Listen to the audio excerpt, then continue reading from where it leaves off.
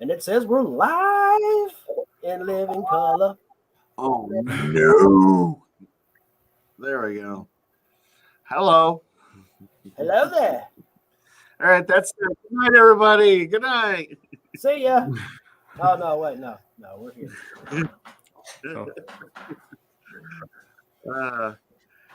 So that means when this ends, we'll have to like.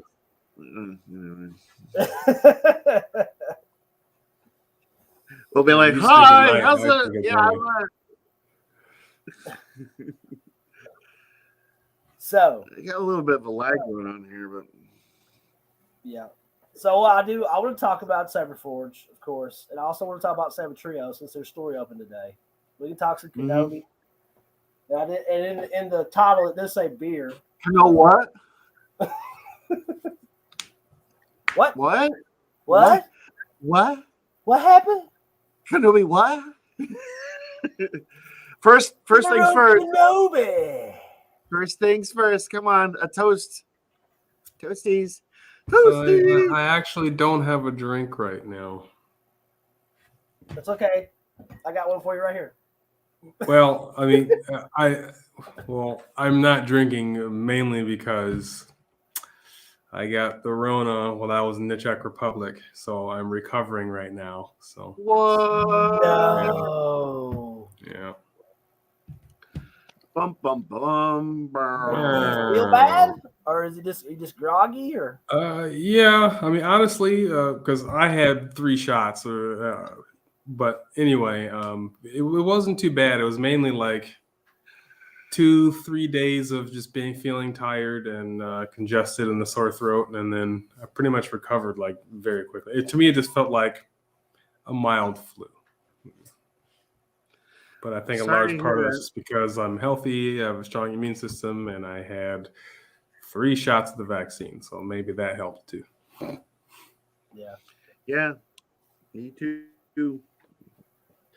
Well, that's. But anyway, I didn't say anything to anybody. I mentioned like only my mom knows, and of course my wife and work because But other than that, like I just haven't really said anything to anybody or whatnot. So I don't want to bring anything down. Let's go ahead and move forward with our Sabers. Yeah, well, I hope you feel better. Thank you. There you go. So. Well, I hope you feel like shit because you didn't tell me anything and you're a dick. So. Hey, I was being a good friend and not, bothering you with such information. I know that I would have been pretty upset, and it's good to see you doing fairly well ish. I mean, you're upright, So you sound like not so great, but whatever. Yeah, everyone I've spoken to says, I thought something was off. Your voice doesn't sound those damn Czechoslovakians. Yeah. I will have my revenge. I will have my revenge. Well, it's part of the sacrifice for doing good things for NATO. Okay. So anyway, Saber crap. Yeah. So did Saberforge did they jack up their prices? Yes. So if you look at the price of their elite hilts now, they've increased. And to top it off, they increased the price of their electronics tiers. And worse off, when you look at the Eco Sabers, like they're low and they got the empties and stuff, but the like these hilts, the Commando and the Fallen and Paradigm has the Defiant. Those prices stayed the same for the empties. So before, like you could pay, I think it was $150 for an installed Eco hilt. Well, now it's $150 empty, and if you want it installed with the basic Eco core, then you're paying an additional $85 on top of that. A $150 empty? Yes, for the Eco. Yeah. Really? Pretty messed up. And I went to the website and I clicked it and I added on the $85 RGBX core, which we know is not worth that much because Vire I think only charges like $30 for theirs. but it's like well over $200 if you get like one of these hilts, with the Eco Core. So I don't know. Now, I think that's bullshit. I don't know why they would do such a move. Did they upgrade the core? Because don't they use the not that I'm aware of, but even so, and I just got the new core with my Fire Sabers hilt, and I think Fire's only charging $10 more for the version 3 versus the version 2. So even still, that's not warranting an $85 upcharge for just the core on top of the hilt. That's properly messed up. Yeah, I agree. And even then, let's say we're getting a new core and it costs more. Okay, I understand that. So why is the empty hilt now the same price as an installed hilt? Take off the price of the old core, and then make your empty not 150, maybe 120 or something. Knock off the $30 for the old core. But they didn't do that. They just said, hey, if you want it empty, pay the same price as before, and now pay $85 for the core. And I can tell you, after swinging it around a bit, yeah, it's nice, but it's not $85 nice. Yeah. How much is the Profi one? Did it go up too? The Profi, I think, is 170 more.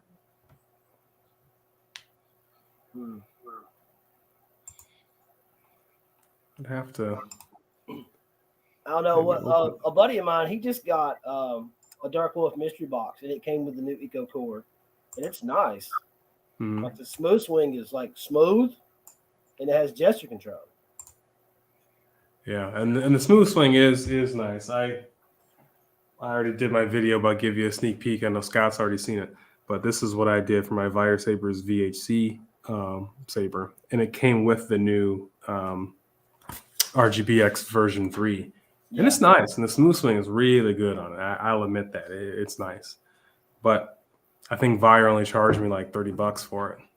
Whereas if Saberforge is using that now, which I doubt, but if they are, it's not $80 nice. I wonder why they're going off the rails so much. And I've got to tell you the story with my my threaded blade. If anybody's interested. Yeah, of course. I definitely want to talk about that too. I mean, it's pretty simple. I mean, a different kind of threaded blade, like a. Well, I messaged them, and then it took them about a little over a week to respond, and then finally they said that they're making new blades that should. I don't have the actual like text in front of me, but they implied that the new blade was going to be improved, and I guess like it won't be an issue anymore. And then they had said that they were either almost done or they were done, and in quality control they were going through final inspections, and they told me that I'd be one of the first ones to get one. They just wanted to make sure what length I wanted, and so I said 32-inch medium blue, because the thing is, in Emery touched upon this in his video when he reviewed the Redeemer. With the threaded blade system, if the blade's dead, you're just basically you've got a brick. You're SOL. You can't put anything else in there. And I went onto their website and I'm looking at you can't even get a threaded blade now. They're not listed. And when they were listed, they were like $70 or something before. And it's just sort of I have no idea. Like I said when I posted it on my my community post, how they can improve upon an inherently flawed system. Because I've gotten in there and I've seen the thing, and the actual plastic or the actual polycarbonate from the blade that makes contact with the LED is it's like paper thin, and then it gets to a point where it just gets thicker and becomes the normal thickness of the blade. So you had all that weight of the blade on this little area, about that much, where it's just there's no structure to hold it, and like you said, Emery, where it's glued to the LED, and then that space, and then the weight. I mean, it was almost like it was designed to break. Like any engineer would look at that and go, like, if you make a structure out of that, it's only going to be a matter of time before it collapses. And when I demonstrated in my video the amount of force I used, that was it. It was literally like maybe that hard, and it snapped clean. And yeah, your demo was funny. They must have an absolute shit show going on with all those threaded blades, because I can guarantee you, like, pretty much based on my experience, like 60, maybe 70% of them are probably all broken, and they're probably losing money. They're probably losing money sending out new blades. Yeah. I've seen a couple of videos. When I look at it, I mean, it makes sense. Those blades, those screen blades. Oh, I was saying it makes sense that it's more thin, because the copper heatsink there, the module, it's still 1 inch, just like the blade is. So, and it doesn't go in for the threading all that much. So I guess they had to thin out that blade a little bit just so they can fit it in there. Yeah. Which to me right there should tell you now you have an integrity issue, so you shouldn't do this. Yeah. Plus the heat from the LEDs probably makes it even weaker. Yeah, I agree. Yep. And Not even only over that, time, even if it's not hot, once it gets hot over time and then it cools, now that materials get more brittle, and it's just going to basically turn into, like, crumble. Yeah. Not only that, but at the end where the LEDs are, at the end of that copper piece, they had a reflector. And that little reflector thing is only held on by 3 little stanchions, and they're just little cheap plastic pieces of crap. And I could just see, even if the blade didn't break, like a good hit could make that little reflector break. And that's why I can't reuse the LED and insert it into another blade, because it would fit. But that little thing, and I could try gluing it on, but it's not going to stay very long, because it's so poorly designed. Now that I've gotten in there and I've seen it, it's just like, I don't even know why. I mean, so they can have the blades like slightly brighter on thin necks. It doesn't make any sense to me. But honestly, I had my first Saber that I ever got was the Exalted. And honestly, I didn't have an issue with brightness. I thought it looked, they had the Mylar film going through the thin neck part, because the LED, let me just pull it. I'm gonna just, because right here, this is where the blade was fitting. So there's no room for the LED. So the LED was all the way down here. So you had this huge space between the LED and the blade. But they put this Mylar film in the tube part right here to try to help for the shininess to come through. Now, honestly, I thought that system worked out just fine, because when I put it into the blade, I didn't have an issue. I could see the blade brightness just fine. So if I unscrew the thin neck here, still going. Shit. So there's the LED way down there. So you have to go through all this distance here and all the way through this to get to the blade. But on the inside, you can almost see the reflection there. There's Mylar film in there. So it kind of gets a little bit brighter and shiny through the film before it hits the blade. So I don't think their new system, I mean, it's a great idea, but I don't really think it was necessary just for a little brightness. And then since it was so shallow here for the blade, I think their main reason for doing it was having that LED screw in, which made the blade more stable. But we're finding that the blades are snapping when we didn't have that issue before. So it's a swing and a miss. Yeah. I mean, I have a Talon, and the Talon is a thin neck in every way, shape, and form, and I've always found it to be sufficiently bright. My other Redeemer and my Prodigal Son, I've never really had issues with brightness. I mean, I've dealt with people, on my channel who are real head cases about brightness. Yeah, and I'm just, they're always like, they're always on my case, like, how bright? I'm like, I don't know. I'm not like a sociopath. For me, like 50 million lumens. Yeah, I mean, it's like it looks like a blade. And they got the little things to like actually like I've seen like videos where people like pull out these devices that actually show like calculate the brightness of the light. I'm like, really, dude? Is it really that necessary? I know what's not bright enough, and like it's not that, and so you tell them, I think it's fine, and it's just sort of like, you can't convince them otherwise, but yeah, whatever. And if you're swinging outside, then I get it.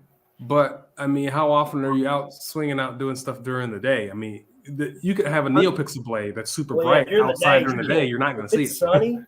You can't see it. Exactly. Matter what you're fucking around. But like all the big companies, like all their lightsabers are bright. It don't matter who it is, even Ultra Sabers. They're bright. Now the Disney ones, they're not bright. Like all the companies that make them, they're all bright. Look, as far as I'm concerned, the LEDs and the situation going down there for the baselit, the blade is more important than the freaking LEDs 99% of the time. You put a Sabertrio, like, one of their trans-white sanded blades on a hilt, and then you put like a custom Saber shop show blade, and then you put like an Ultra Sabers, and then you put like one of the Saber, and you can see the differences between them, and it's just like all right, that's the one that works for me. In my case, it's the Saber, it's the Sabertrio blades, Yeah, they're like, the best. I agree. I love. They were selling them. They were selling them on the site today. I was at work before everything hit the fan, and I had 2 blades queued up to buy. They were like $15 a pop.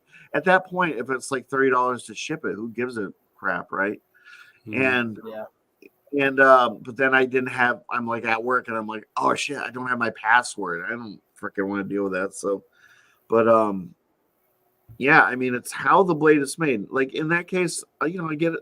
Half my blades are Vader's vault, and they're just fantastic. I mean, it's just sort of like Yeah, for me, as long as the blade is sanded, as long as the blade has diffusion film, and as long as it has a mirror in the tip, at that point, I mean, there's not much else you can really do, because when it comes to baselit hilts, I mean, pretty much all the companies are using the same kind of LED or same strength of LED, and it seems like the 12 watt seems to be like the most desired, but there's nothing greater than that. And even the 9 watts, I feel like, are perfectly fine. I haven't really noticed too much of a difference with the naked eye.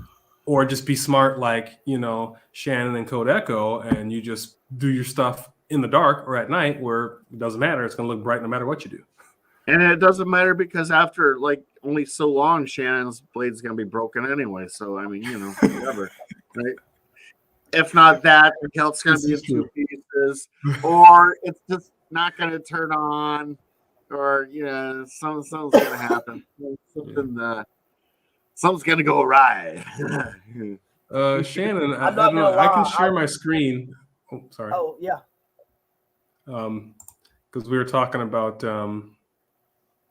the whatchamacallits,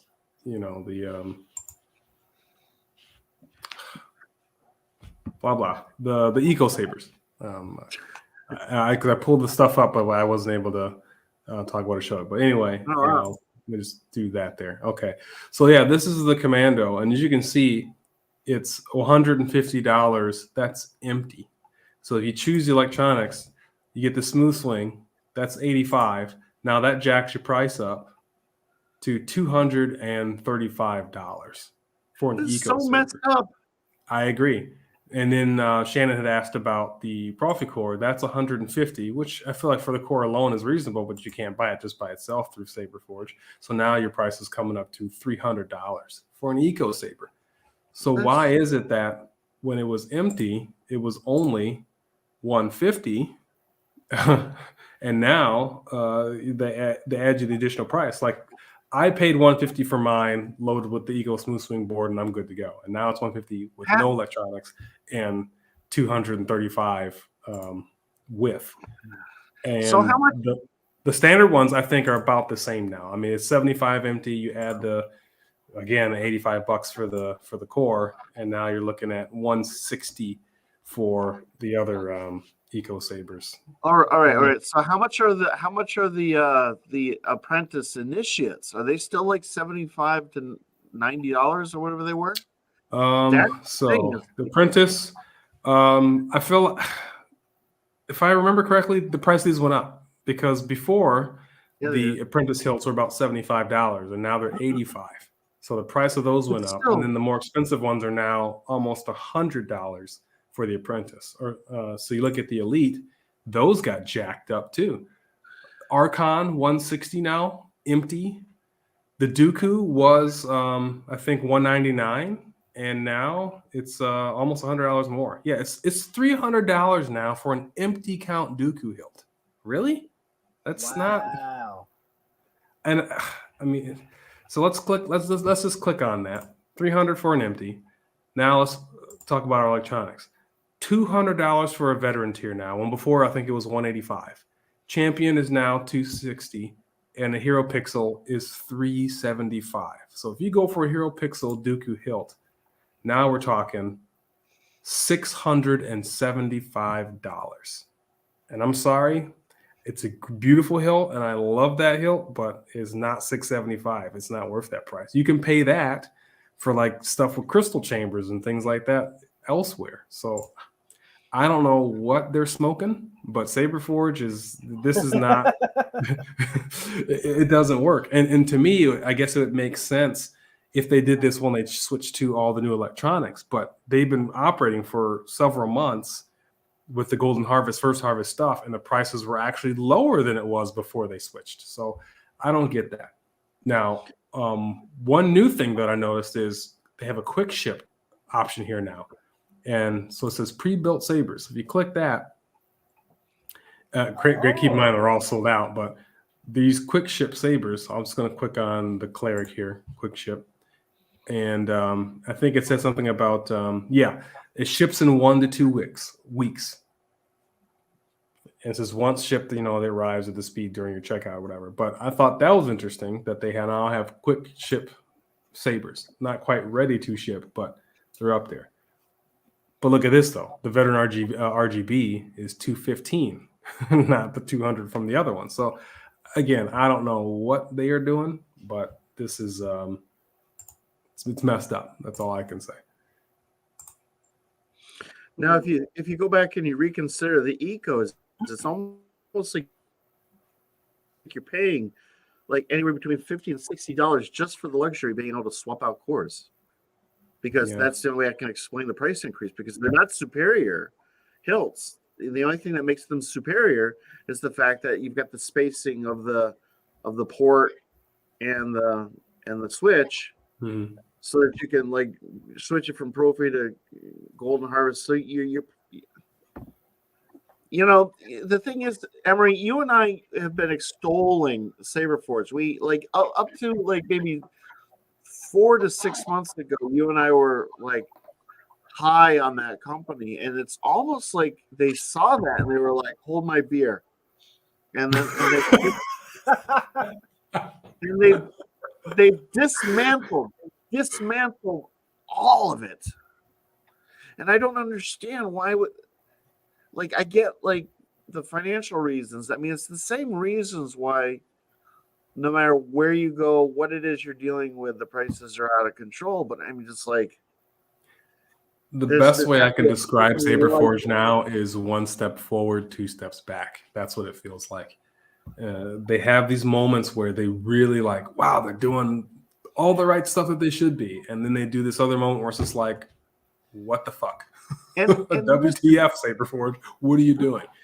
And I have always. People have always had their complaints about Saberforge, but I never had an issue with Saberforge. I was always happy with them. I got a lot of hilts from them. I've done a lot of videos that stressed or showed my confidence in them. But now, I'll be honest, I'm kind of done with them. Full disclosure, now that I got my bad axe, there's not much Sabers I feel like I need to get anymore. Period. And how much did you and I spend on our bad axes? We're talking a fully custom made hilt by one of the greats in the community, NeoPixel CFX fully loaded with all the sound fonts. He throws all of his sound fonts on there, and it's a bad axe, and he makes like all of 20 a year. Supply and demand. I'm telling you right now, it's like a diamond. When it's a precious, very rare thing to find, it increases the value. And it did not cost all that much. I can tell you right now, that bad axe costs less than my Count Dooku, and even more so than the new Count every Dooku. penny. Yeah, absolutely. And you and I were talking, like, about the future of what we want to buy, and it's the one thing I definitely will still be getting from Rob is the speeder. I still want a speeder. Yeah. So Shannon, now that it's a good thing you've already ordered and have your Saber forged before all of this crazy, and there it is. So after you had about a week now, right? So how are you feeling about it? I love it. Like I've made some shorts and I did my unboxing video and stuff, but that's why I was going to ask you, because when you put that on the post there, about Saber Forge prices, I actually went on there and I was like, did they go up? Because I wasn't really that versed in there, so I built this Saber again, exactly how I had it, and it was the same price, I think. Oh, was it? I think it was. I'm not 100% sure, because with shipping and stuff, it was like $320, $325. $325. And before the shipping was calculated, this hit was $305. So because I'm thinking I paid like $20 to ship it, $15, $20. So I mean that's in the ballpark. All right, let me recalculate real quick and just see. So it's just like there's nothing extra on it. It's just the silver, the RGB veteran, the free fake leather, and then all the cover tape are the same. And I got the free blade plug. Okay. Heretic. So let's base 85. And you got the project wheel was and you got veteran tier. Yeah, veteran RGB. Not RGB. Okay. And would you say yours was about? What before shipping? 305. Before shipping. Yeah. Huh. Because it's saying 285 now. No, it is RGB. Oh, it's RGB. Sorry. Yeah, it is RGB. I thought you said no. And I was like, did I hear that right? Let me click again. Yeah, 300. Yeah. Hey, Shannon. Well, the elites for sure have gone up. So that's good to know that the apprentice hasn't, because I still want the prodigy. I really like that hilt. So knowing that that's still about the same, then I'm not worked up on that. But the ecos had changed and the elites had changed. Yeah. Hi, Zach. Yeah, Zachary, dude, it's your anniversary. I wish I'd known that. I wouldn't even ask you. I know you're out to dinner, so you enjoy that, brother. So Shannon, Ike is selling his Vectra, so Vectra Saber staff. Now you've got yourself a full-on Saber staff. Yeah, but isn't his a NeoPixel? Probably. Yeah, no, I don't want that. I mean, I'd love to have it, but yeah, I was talking to. I don't think I'm not going to buy any more NeoPixels. It's a good thing I put up that Redeemer review, because a guy already bought the Redeemer from me, which is cool. I'm like, sweet, take it off my hands. But he was saying that he was trying to do the Sabertrio thing, and he said everything was sold out in like 3 minutes. Wow. Yeah. The next time they're supposed to sell some baselit ones. They were going to do it this time, and then they changed their mind after I made my video on it, of course. But they're supposed to run a Pico Crumbles and the CFX baselets. Okay, see, that's what they should be doing. I don't know why they took that away to begin with, because I think because everybody wants NeoPixels, so they're just maxing out their money. Because they're still like on lockdown. They're still on lockdown in Malaysia. Yeah. It's crazy. But yeah, dude, I love this freaking thing, man. Yeah, it looks good, and I liked your video in the hallway after you're talking about seeing Batman and getting a new hilt. Yeah. I always show your faceless mask videos to my wife, and she always says, "Oh, that is so creepy. That is so creepy." And when I first did the hallway one, I gave her my phone, and this is what she did. She goes.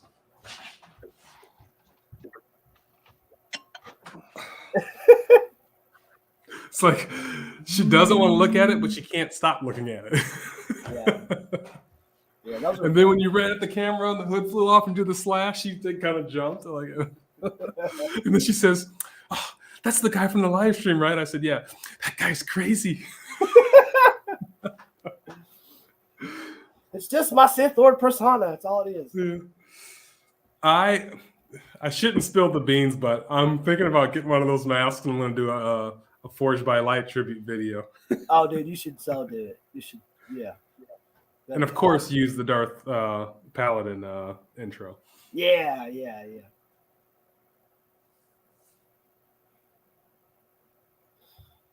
I was telling I put it on his video when he was talking about something. I can't remember what it was, but the leather wrap.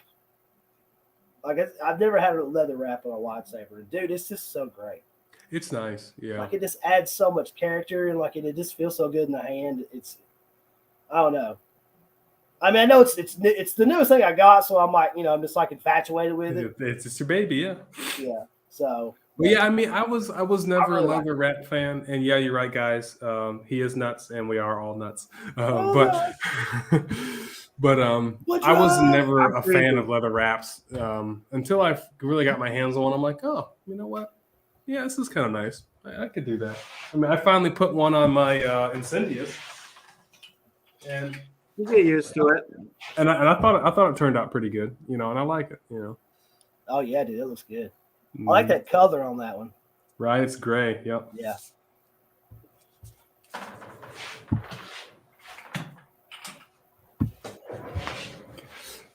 And Scott, I guess maybe you too, Shannon, but I was going through my lightsaber workstation back there, getting ready to install the F-16 hilt that subscriber sent me.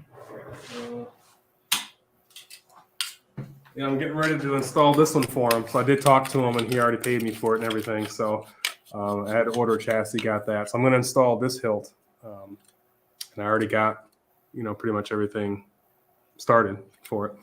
But when I was looking through my parts, I found that I had 2 Profi boards that came from Crimson Dawn that were already programmed and set to their configuration. So I could just install it and not worry about programming anything and just fire it up and it's good to go. So I'm like, sweet. I could actually install some more Sabers with Profi without having to worry about the hassle of learning the program. And I also found a lone Golden Harvest board with the little recharge seedling. I'm like, sweet, I got all this stuff laying around. I could be installing some fucking Sabers. Heck yeah, man. It's cool. You just like, hey, I just found a Profi board. Just laying around. You found I mean, I have 3. One of them I just bought straight up, so I would have to program that one. And then the other 2 are just set ready to go from Crimson Dawn's Profi Pixel Core or whatever. It has all those fonts on there, that whole setup that you would get. So I'm like, sweet, I could just install that and be done. Upgrade some Sabers around here. Yeah, I've got a Pico Crumble Dark Side board, just chassis, the board, wiring harness, and speaker. Oh, that was taken out of my Vectra when I had the CFX put in. They sent it. Yeah. And I would like to have something. I was thinking about maybe. Well, that is something. Well, I was thinking about maybe the next time they sell Sabers, is ask them if I could get one empty. Get it empty, yep. And then have somebody install it for me. Mm-hmm. Because I want to duel with it. You know what I'm saying? I want to duel with it. Yeah. I like dueling my Sabers, You could do that. I mean, you can have that put into any Saber Forge hilt, just any hilt, really. And I mean, it won't fit. I thought about putting it in my in one is of a my Pico Crumble long, or is it like one of the small square ones? I think it's a small square one, kind of like Nano Biscotti, right? I think it's the same size as the Nano Biscotti. Hold on, I'll show it to you.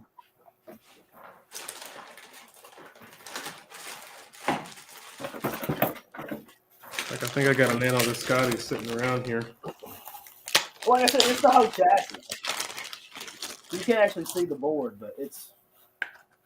Yeah. So it's about. But it won't. It won't. So this is a Nano Biscotti. So is it about this size here? Yeah, like I said, it's got the Sabertrio sticker on there, so I can't see it, but I think it's about. Oh. And it's the whole chassis. It's the whole Delrin chassis. Got the charging Dude, port. It's wired. I just have to wire it to an RGB in the button. I guess. Like that's almost like ready to go. It won't fit in this Ultra Sabers. It's too big. Like the diameter? Is it the chassis too big? It's oh yeah, I can already see it's huh. Like that's as far as it goes. I thought the MHS stuff was like as large as they come. That's weird. Because I gutted this one. It's empty. Yeah. And I was like, damn it, man, it won't fit. It's just a little too big. Damn. Like it won't go no further than that. I'm actually surprised by that because those MHS hilts usually have a 1.24 diameter and everything else goes like 1.1. Yeah, I was thinking about getting but dude, that's you got some. That's nice when they upgraded you. They gave you that whole setup. So yeah, you can throw that in another Saber and jam. Yeah, for sure. Now that I'm pretty sure won't fit into a Saber Forge hilt, but no, I don't think. Yeah, that's definitely too thick. But the Sabertrio hilts, I didn't realize. I already boxed up my Reaver, but maybe I can. It's weird that this won't fit in the Ultra Sabers, but it'll attach to a Sabertrio. Like that hilt, I can screw it on with my cover tech. Damn it, what's it called? The the thing I make a staff with. Jesus Christ. Oh, coupler. Yeah. So you can put them together, but the guts won't fit inside of it. I thought that was weird. Mm-hmm. But yeah, I was thinking about asking them, like, hey, send me an empty solo guard. Yeah. I love that. I love that hilt, dude. It's a good looking hilt, man. Yeah, that's sweet. That's the best one I got. Put your own Pico Crumble. You can save yourself some money. Do they sell empty hilts, Sabertrio? I think if you message them, I think they'll sell you one. Okay. They don't sell them to you like on the store, but Kyberphonic said if you message them and ask them for one, then they'll sell you one. They'll do it. Yeah. That's good to know. Well, they sold him one, so maybe they'll sell me one.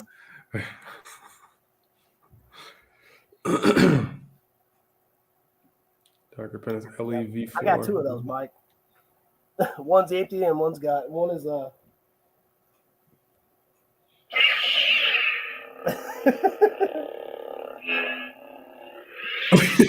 rare. I was gonna go dueling the other day. That's why it's got batteries in it. Oh man, to me it feels like Ultra Sabers are dinosaurs now. Man, Yeah, dude, that was a Velociraptor I was had in my hand. All right. I can't even call them OG. They're just because they weren't. I don't know. They're dinosaurs. It's like going back to a Commodore. You know.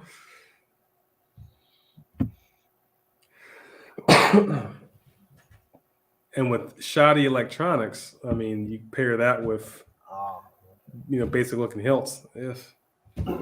Yeah, I mean they're great for dueling, just for something to break. Yeah. That's the other thing. I don't feel bad when I drop that or I'm spinning it outside or something.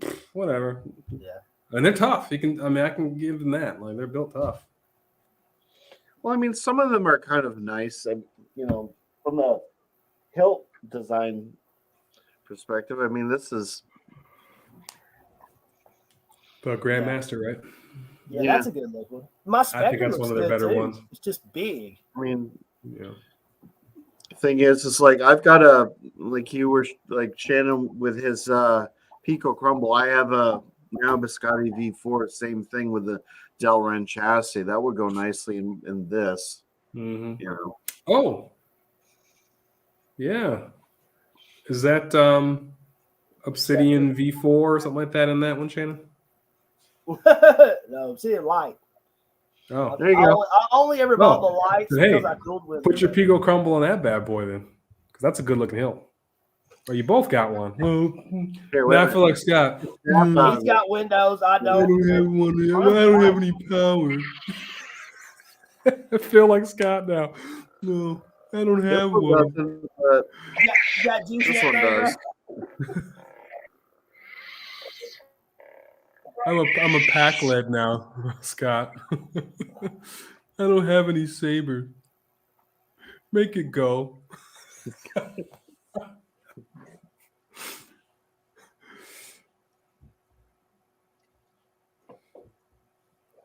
The reason why the Spectre isn't working is because the Spectre has the two rechargeables that just go dead after like a day or two, and this uses 4 AAAs, so that's why it actually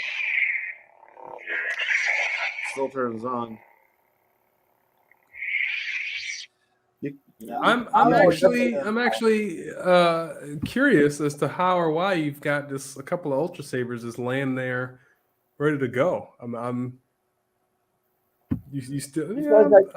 I keep the Ultra Sabers down here. Ah, okay. They have their own section. You're in the basement, bottom shelf. Yeah. Yeah, that's true. They're really good for spinning, like really good. See, this area has the low priority security system. This is the diversion for Ike. Well, but that's the thing. Those are the ones that Ike doesn't even want. So, not anymore. I don't know about Ike's judgment. He doesn't even want his Vectra. What's up with that? So, Shannon, those are the ones that are not in the the warehouse that you showed vault before. Yeah, the vault. The secret vault of Paradigm. Yeah. That was just one of them. He was in facility 8. You talking about this? Remember this, huh? My plan was to do a review of my my new Dark Saber tomorrow, and then Cody came out with he got one with Xenopixel. Dude, Cody's is nice. See that case he came in? Shut up. No, I didn't watch this video. I didn't have time. He got like the LGT case, like it's like it must be nice having money. Suitcase and stuff. I'm all broken shit since I bought a Bad Axe. Right? Yeah, me too. Y'all are the Bad Axe boys. Oh, yeah. That's right. Y'all should. Yeah, I don't do that. Hopefully, if y'all get them close at the same time, you can do a live stream unboxing of those. He'll always get his before me. He always gets Sabers before me. It's funny. Someone asked me how long, like the time, how long it takes, and I thought it was like 8 to 10 weeks or something seemed reasonable. And then I looked at Rob's website. It's like 5 to 10 weeks. And just like, well, that's kind of like it's either a month or 4 months. It's just like. I'm hoping mine will be closer to the month. Only reason is because, well, I did put it in pretty early, and he did a special invoice for me, so for my shipping location, and mine's not getting a battery, so he can send it to my military base. So I'm hoping with all of that it's not he's gonna just knock it out and just be done with it quickly. That's my hope. Fingers crossed. Yeah. But even still, like mine could be 5 weeks, Scott's could be 10 weeks, and he'll still get his before I do. Can you imagine like getting the only variation that you really could get was the black tack version, which was like an extra $38. I couldn't see getting that in all black. That just seems like it would to that design. To me, seeing the emitter part, that silver, and then the grip with the black. I mean, I just like seeing that contrast and everything. Question for Shannon. So, like with the when you buy a Genesis Custom Sabers hilt, and I think you have the same option with Sabertrio, you get to pick the illumination color for the switch. Emery and I just happened to pick the same color because, we're a hive mind. Do you have any idea what color he and I picked? What color? There's blue, red, purple, orange, white, and is that it? Green. Well, I tell you, I would probably choose blue. But did you guys get green? No. No. One more. One more? It's like so. No. Yellow. No. What? White? Hell, I don't know. What'd you get? It's funny you said it, every color that is not. Every color. I went with purple because purple is my favorite color. And then when I told Scott was like, well, actually, Scott told me, he says, yeah, I got purple. And I was like, wait a minute, dude, I got purple. I got purple because purple is just my go-to color when I get to pick a switch. And my vector is in purple. So I wanted them to match because that's the kind of guy I am. That's Zach's color. He likes them purple buttons. Yeah. Yeah, I would probably go anything but red because of the damn LGT shit. No. Yeah. No red. I don't want to see red. I just didn't want a primary, Yeah, I just, same here. Yeah. I like it. It's kind of a neutral color. If I was going to say it's a neutral color, that and white. Yeah, white. Yeah, it's either of those. Like I have my brushed silver arc light has a white switch on that one. That was the Pico Crumble. White works well. I don't know. I don't like red, blue, or green. Just doesn't work for me. Yeah, I hate that the LGT cores, all the switches are red. I don't like them. I think white looks good. My preferred blade color is usually amber. I like amber and I like purple. But I like the purple switches, like Scott said. It feels pretty universal, and whatever blade color, whatever you may, whichever side of the force you may sway, I feel like purple kind of works both ways. But I have this really, really cool install on an Ultra Sabers hilt. It's got a Pico Crumble in it. And the guy that did the install, he put like this switch that changes color. Yeah, I wish Rob offered a multicolor switch so that way it matches the color of your blade. That's what I wanted to get, but it wasn't an option, and I was afraid to go back and forth an email asking them for it because I didn't want to miss out on ordering the Saber. This just cycles through the LED colors. It's independent of what the blade is set for. It's like a feature, just something that whoever did the install thought it was a kind of cool thing to do. So I had never seen like a switch that just kind of cycles through the colors. It's a really nice install. Have you seen Cal at KR Sabers in the Saber Armory? He released these new like low profile LED switches. They're like they're like pixel switches. So it's like a small neopixel or it's a small pixel in the switch. And he has some that are multicolor that also sync up with an app. So you could actually control what color the switch does, and you can have it match the blade. I mean, it's like really high tech, and it looks really good. He released it, I think, earlier this week with his new hilts and stuff. But I think I would love to order some of those switches just to try them out, but I'm not going to do that until I move back to the States because the UK is not in the EU anymore, so shipping anything from there, paying all the import fees is just too much. And the States don't have to do that. You can order stuff from the States and you just get it. You don't have to worry about import fees there, which is nice. A little Raymond DeGraw fun fact. I know for a fact that he owns all of Rob's hilts. Now that he's got Baddox coming, he's got the trifecta. Well, it's not trifecta, but that's the word I decided to use. He also is the one that sold me my Electrum Sabercrafts Remnant, and he reminds me often. And I still have it, and it's still working, and I still love it. It's a beautiful hilt, or at least mine is. It has the Diadem 2, and the Diadem 2 is great. It's when they went to Diadem 3, the things kind of went a little bit rough with Electrum Sabercrafts Incorporated, but the two, it functions very much like a Pico Crumble or a now the Scotty V4 in my book. The way I have mine kitted out, it functions great. The clashes respond, the lockup, everything works perfectly on it. I feel like Electrum Sabercrafts has kind of lost some steam or kind of fallen off the map a bit. I mean, I just don't hear people really talking about them as much anymore. But you know how I feel about Diadium. I just think I don't think it's. I love their hilts. I like the hilts. I don't like the soundboard. Yeah, because Blake's got one. Blake's got a Scion, and I'm like you paid $500 for that.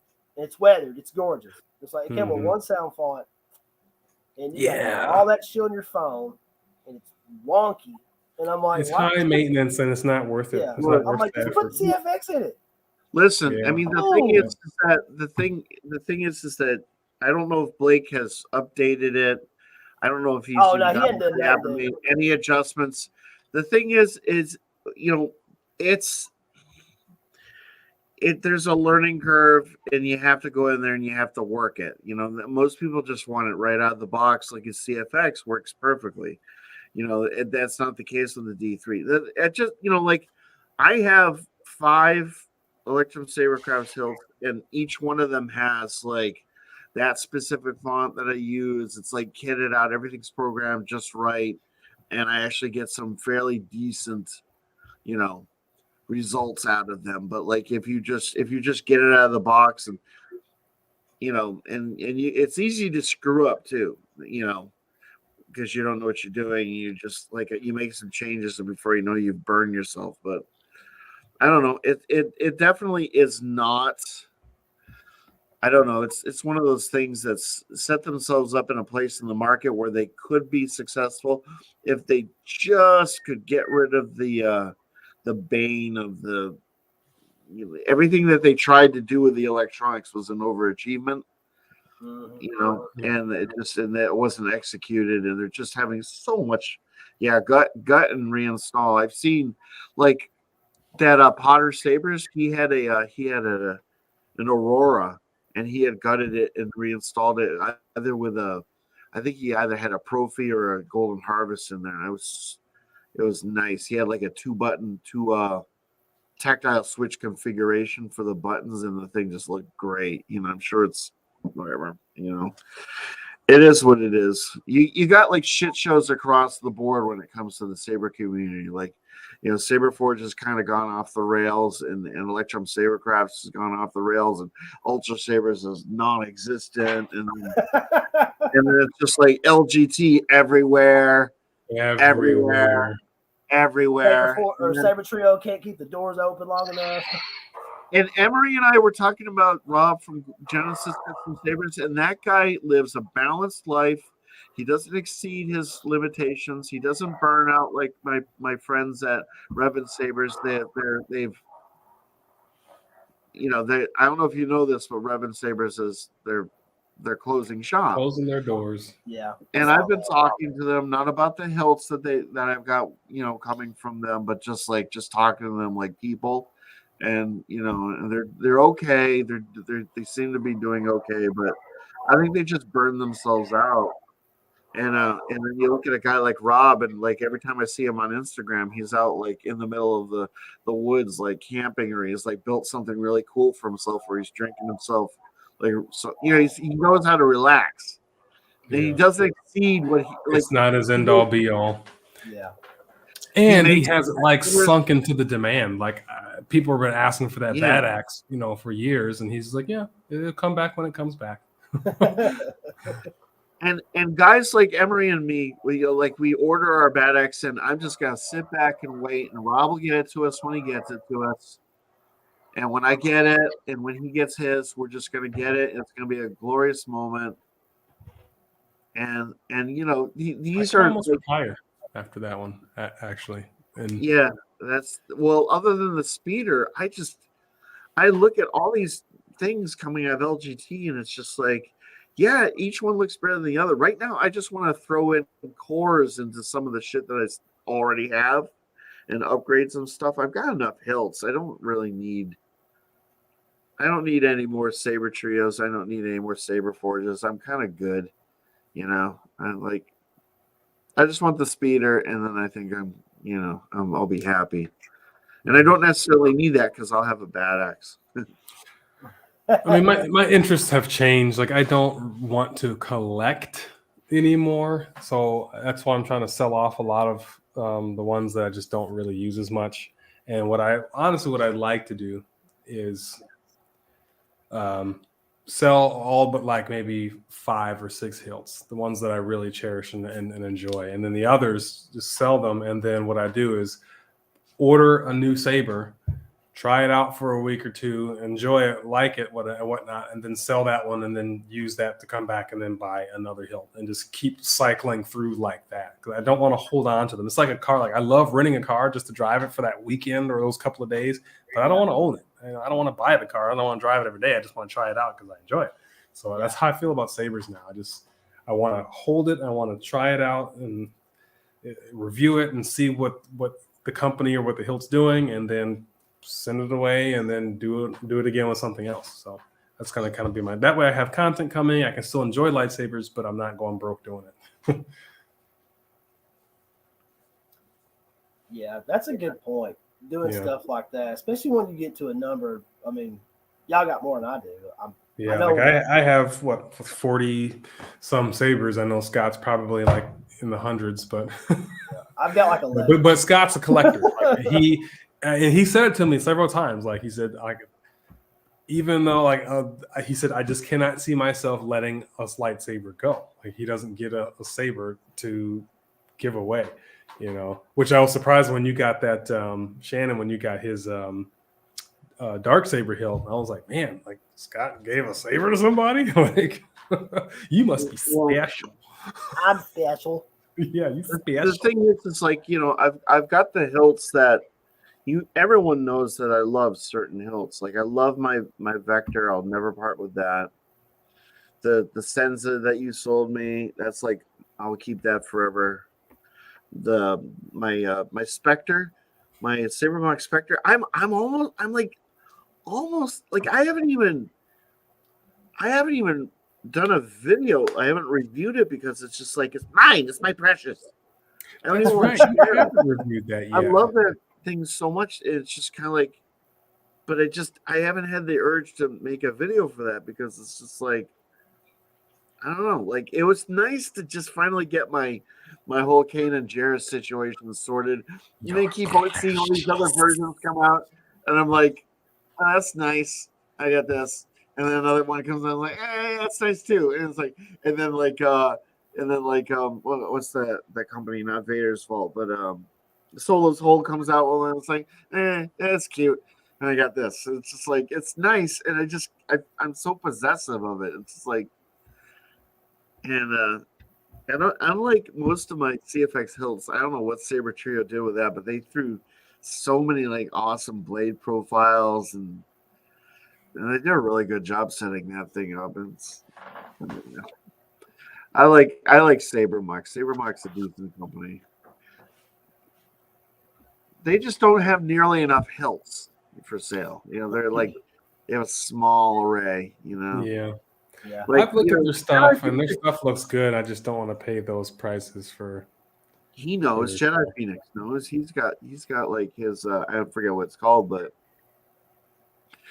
it's like a It looks like Superman's made it into a saber. Looks like Superman's crystal. It does. It looks like you could go into his like Fortress of Solitude and plug it in, and like all of a sudden lightsabers come out everywhere. It's crazy. Of course, I'm waiting for him to pipe up and tell us what that thing's called because I can't remember. Oh yeah, I can't remember what it's called either. I don't even know what So Jedi Phoenix said that he got the Mara Jade. He got the Mara Jade saber from Saberforge, but I don't understand why he would do that when Sabermark makes one. I would get the Sabermark one. Oh, there it is. I don't know. Answer me, John. Darkstorm. Yeah, that's that silver one. That one looks really cool. I always like that one too. Yeah, I remember watching his video on that, and I thought, man, that dude's lucky. I would love to have that hilt. He is very happy when he got that. Yeah, it's hard to come by that hilt too. You don't see them out there too much. No, you got to order it from Sabermark, and they're not inexpensive. Trust me, I know. Like, right. And the weight. Oh my God, the weight. That was like last year's tax refund for you, right? Yeah. No, that wasn't even a tax refund. That was a stimulus check. That's right. The stimulus. I spent my stimulus check in Singapore.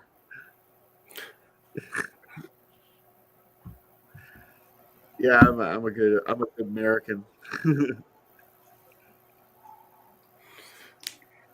He said it's not the Mary Jane. It's the speeder bike grip. What? Oh. Well, that's why I'm getting the speeder from Genesis Custom Sabers someday, is because it's my. I'm gonna throw what's that Kyberphonic sound font, the Son of Corellia on that thing, and that's all I want. I just want that. I just want my core and horn, throw Son of Corellia on there, and just rock. That's a nice font too. I'm almost tempted to get that as a baselet, just so I can like bring that up to your place, kick the shit out of you and Blake. You'll be like, oh, you get all this like core and horn action coming out of your light food. Bring it on, Paradigm. Bring it on. I should probably put a larger blade on this. It doesn't quite look right now. It's a little stubby.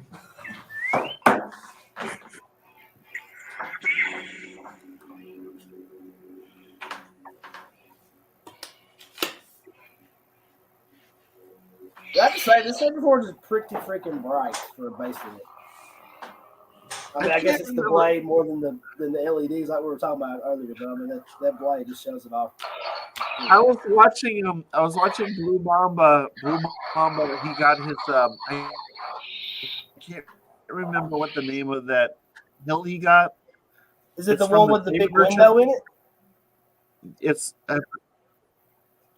the one. What it has is there's a choke point where it's like the thin neck, but it's like see through. Yeah, the light like comes a huge through window. that. And he got like a really. I think he got a custom save. I think Jeremy from Solo Sabers did the install, and I love that video because he was so ecstatic and he just was like, he's like looking at the chassis for like 20 minutes, and I'm just like, yeah, dude, put that chassis into the Saber, turn that shit on, shut up. Now, the thing that I loved about that review was they put a D-ring on it, and the D-ring's like the whole time he's spinning around, it's like clickety clack, clickety clack, clickety clack, and I know that it like that would just drive all you nutbags crazy. And like this is my Mira. This is like one of my unicorns, and it has this on it, the tassel. Yeah, and I was just like, and I remember the video. No D-ring, and like, clank, yeah, you were like, that would drive me crazy. I'm like, I don't even freaking notice it. It does shit like this does not bother me. It's just the fact that it would drive someone else nuts. I just think it's hilarious. Yeah, I don't see shit like that doesn't bother me, and I don't know. The LTT I got from Starlight. It came with Red Tata. Huh?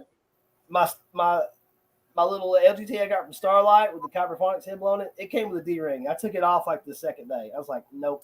Yeah. When I got my Boris Dragon Slayer, I had a little one on there. I took that off too. I was like, I can't do it. So. Yeah.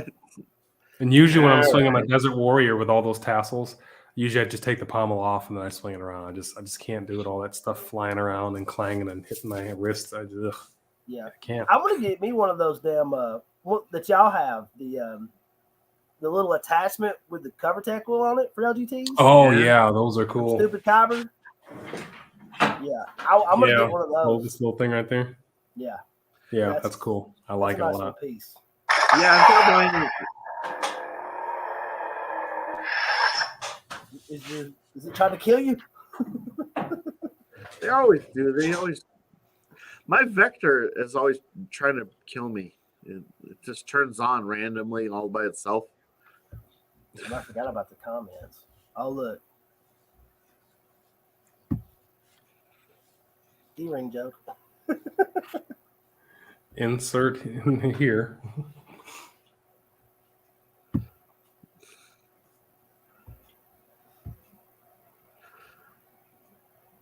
No, D-rings, none of that stuff bothers me. I don't know. It's just like, but I do agree with you with the control box. Ugh. Yeah, I don't like those either. I don't have a D-ring in the control box because, oh no, it's just. Me too. It's like it's just in the way. Yeah. No, my Spectre has a D-ring on it, but it like folds up and it doesn't move. It's like tight. Now those, I was gonna just ask you. I thought you had one that was like that, where like it'll stay if you fold it up against the pommel. Would you like me to go get? Would you like me to go get my Spectre since I've been talking about it so much? Yeah, man, go get it. I'll show you the D-ring action so you can see it's legit. I'll be right back. Talk amongst yourself. Yeah. I remember when he unboxed that, and I was like, "Oh, it's got a D-ring," but like it's not like firm, so you can move it to one end or like the other, and it won't stay. flop around. I was like, "Yeah." In that case, I wouldn't mind it. Yeah, but if it's just flopping, because I mean, I think the D-ring looks cool, and sure, it could be practical if you have the right clip. You can still hang it on there.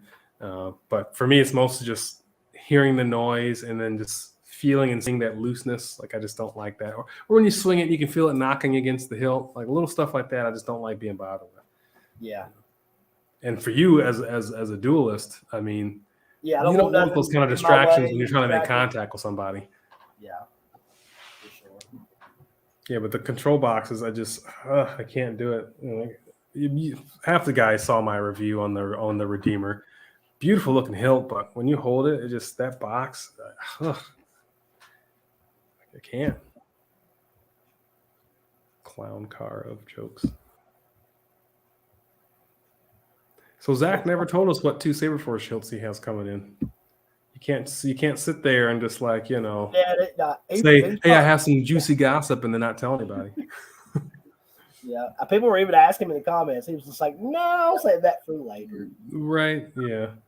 He's a Saberforge super fan, dude. Like it's like no, he is. Yeah, he's almost like strictly buying from them now. I mean, honestly, their hilts are. I mean, this is just an apprentice hilt, but dude, I mean, it's.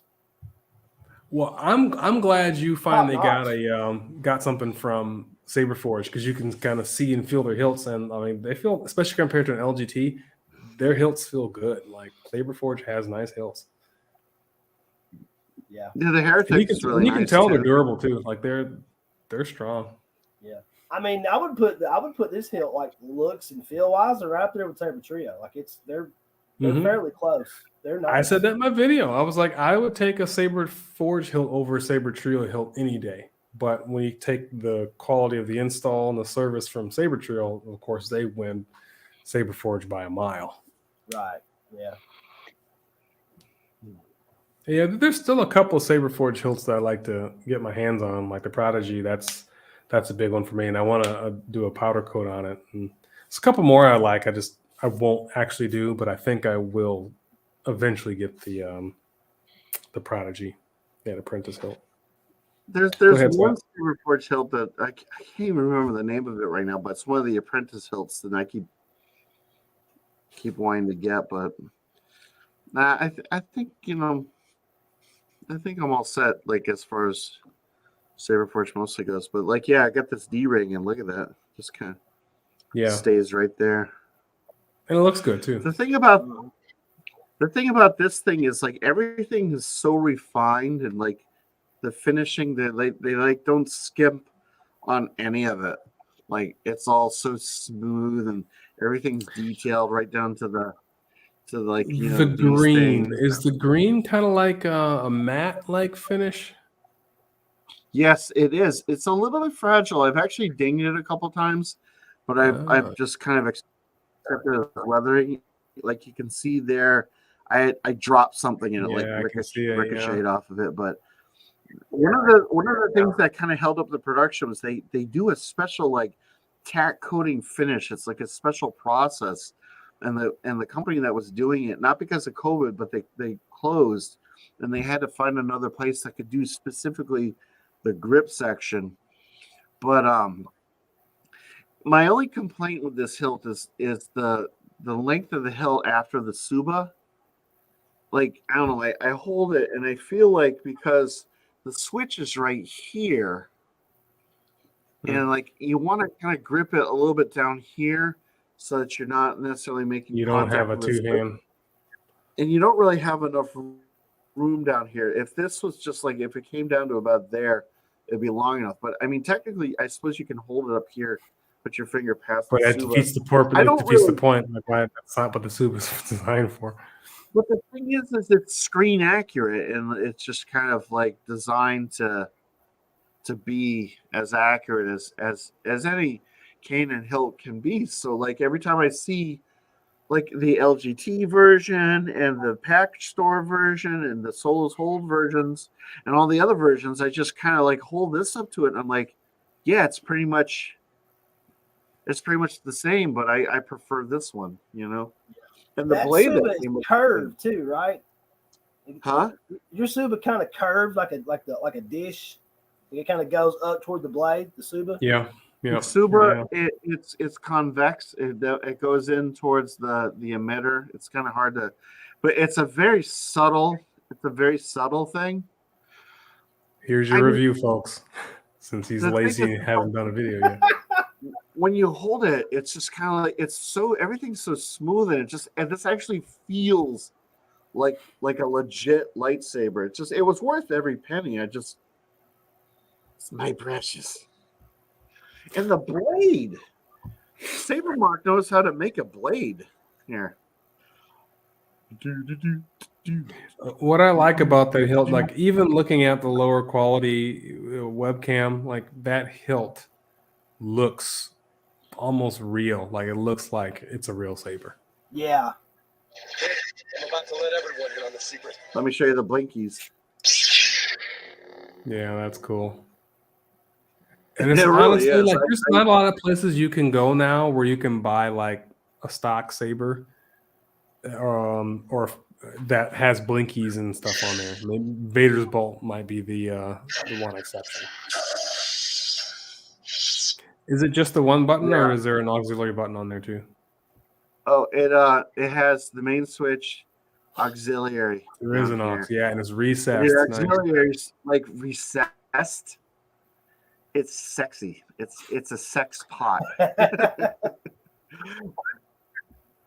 I highly recommend if you want to get yourself a Canon hilt, just don't do yourself a favor. Just to get one of these. Yeah, use your stimulus. And do yourself a favor. Use your stimulus. Here, let me show you. Yeah, exactly. It's the only way I was never going to afford this thing. This is the most expensive saber I ever bought. So, here's the chassis. Comes out about that. Removable, nice. Look how clean that shit removable chassis saber. Oh, that looks wow. It doesn't come all the way. I mean, it does, but well, I only. And there's the blinkies. Oh, okay. I see what they did there. Is you insert it just enough, and then you use the pommel cap to insert it the rest of the way. So that way you get the right distance, the perfect distance. So is that a 28 millimeter speaker? I don't think so. I think it's 24. This thing's effing loud. I think it might be a 24. Let me show you because I'm not a good judge. Yeah, I think it's a 24. Oops. Okay. But it is super loud. The venting of the pommel is really Yeah, they don't. Hey, kudos to Sabermark. Not too many people have a Sabermark, but once you get one of their really bougie ones, it's worth every penny, as John can attest, because he has his Dark Storm, which is every bit as nice. I mean, and this part's supposed to come apart from this, but it's all like wired and shit. So I've never done that. You know, it's not a thing I'm willing to try. Risk ruining it. Anyway. Yeah, it's a nice hilt, man. Those the blinks, thing is between this and my bad axe character. This and my bad axe were the two hilts that like I really, really, really wanted, you know. So I'm kind of with Emery at this point. Like once I get my hands on the bad axe, it's sort of like, you know, where do you go from there? Yeah, I mean, and honestly, it's almost like I was getting all these other things to fill the void of not having a bad axe. That's actually very romantic. Yeah, you know, right? But once I have it, and I'm sure it's going to be great. So I mean, and I've got my Count Dooku, and when the Mark II came out, and because I really like the '89 Sabers version, but I mean that was a unicorn. I could just never find it, and it was just so damn expensive. I mean, it was like $780, like probably before the install or something like that. So I just when the Mark II for Saberforge came out, I thought, okay, that one I can do. So after having that and now the bad axe, there's nothing else out there that I feel like I really need. Like I will be fulfilled. Yeah. Plus, I mean, I think every collection should have at least one Genesis custom Sabers hilt. I'm really biased, you know. I think of like he only has 5 different types of sabers, not including the Bane. And the Bane, he makes like one a year, and it's like $4 to $6 grand, you know. Mm-hmm. Shannon, have you seen like the really, really bouged out like I've become more powerful hilts that Rob from Genesis Custom Sabers, when he really, really goes nuts, and he spends like a year like working on a hilt, and then he turns around and sells it. And he auctions off the right to buy it. Like you can't just buy it. You have to like I don't know if is it an auction or do you have to like participate in a raffle? I can't remember which one it is, but like I'm not sure I've ever seen either ones he's got acid extra on. The guy, his work is beyond. But yeah, I know he's a it's like dude. It's the best. It's insane. He's like my lightsaber guru, like the person I know the least about, you know.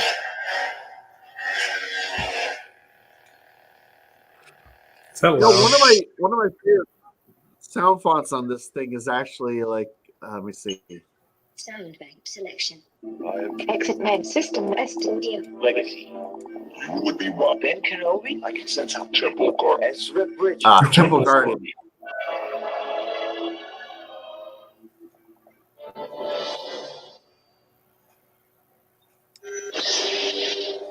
For some reason, the yellow just works on this. Dude, when that fired up, that looks really sweet from the camera. Huh? I said when you turned that on, it looked really sweet on my camera. Yeah, like I said, the blade effects of this thing are amazing. So if it's not the Kanan, it's the Temple Guardian, like BK Saber sounds. Ryan's sound fonts are like some of my favorites of all. You know, I love Kyberphonic, I love KSF, but like BK Saber sounds, like every single one of the sound fonts, it hits my sweet spot. You know. Yeah, BK, he does some good stuff. I like his fonts, and what I like most about him is he has done like non-character fonts, but it still sounds like a lightsaber to me. Like some of these other guys, like they do, and I'm not knocking them at all. I mean, they do great quality work, and but to me, like if it doesn't sound like a traditional lightsaber, or if it steps too far away from that realm, I'm not really interested in it. I'm not to say that it's not good. It's just not for me. It's like, if you like salty, or sweet, like which do you prefer? And but BK, I feel like with him, he does non-canon stuff that still sounds good and still fits into the realm of what a lightsaber should sound like. Yeah. For me, he's a guy I've actually worked with, trying to like improve some of his sound fonts, and he's always like improving them. Like when he sent me the update for that Anakin sound font, it was so markedly improved over the original version, and I've got that in my my Prodigy, and it just rocks that Saber so much. But it's funny with sound fonts. There's companies that are just really, really well thought of that just I admit Grayscale is really creative, but I just cannot get into that approach to sound fonts. It's just I don't like whenever someone comes along and they go like, I've got a sound font and it does, it's the screaming sound from the something from this movie when the thing and you listen to it and you're just like, okay, maybe that's funny or amusing, but it's just like you get it, you listen to it for like 2 seconds and you just want to like claw your eyes out. You're done. And I just don't see the point of that. Like if you have a sound font that you actually enjoy listening to long term as a practical, because I always think of it, I always approach a sound font like, okay, I've got this sound font in my Saber, like Gray Assassin is great sound font. This is my go-to. It's simple. Yeah. And it's my jam. And some sound fonts just sound like, where'd you escape from the circus? Like, is that really what you sound like? What did the Kyber crystal look like? Well, it kind of looked like Krusty the Clown, in a certain way. And then I just jammed it in there and it started screaming. And then I threw in some Joker and, it's like, but whatever. Or these sound fonts that sound like a freaking dubstep concert or something. It's like I can't do all that. It's not lightsaber to me. I mean, it sounds cool, but not on a lightsaber. Yeah, some of the specialty lightsaber sound fonts are a little ridiculous, but yeah, if you can get like one of my favorite lightsaber fonts of any kind is Kyberphonics Project Stardust, which is the Death Star laser. But it sounds so good. It's got the little like the laser, but like when you swing, it's like it kind of sounds like a lightsaber would sound if it sounded like that, not like what's that? But a huge difference about that though is it's imitating a Star Wars sound effect though. That's right. Yeah, that's why to me that. that's okay because it's still Star Wars. So what's that one that comes on some of the LGTs and it's some sort of anime cartoon or some shit, and I'm just like, why would you want that on there? I don't know. The only anime that I can see is maybe like you could do something with a Dragon Ball Z, like with the special effects, the sound effects on that, or Gundam, where Gundam actually has lightsabers in it. They're called beam sabers, but they're essentially the same thing. So when Cody threw that into his like Gundam saber, that makes sense. Was fitting. And that's practical. But Donald's like the neon cat thing. Like that's what I'm talking about. Once. That's what I'm talking about. That is. I don't annoys the shit out of me. Please don't. As a cat lover, no. Cats are my jam. No. I have two. Yep. And just having a sound effect that just doesn't reflect well on cats, because what my cat does when he greets me in the morning. This is what my cat does. He walks up and he does this. There's no sound. And do you know why that is? because cats don't actually, when they meow, their meows when they're talking to each other, when their utterances are not audible to human ears. They only do that for our benefit. It's an adaptation. So, it's kind of like. This comment. Tell me you're a cat hater, and we can just like call it quits right now.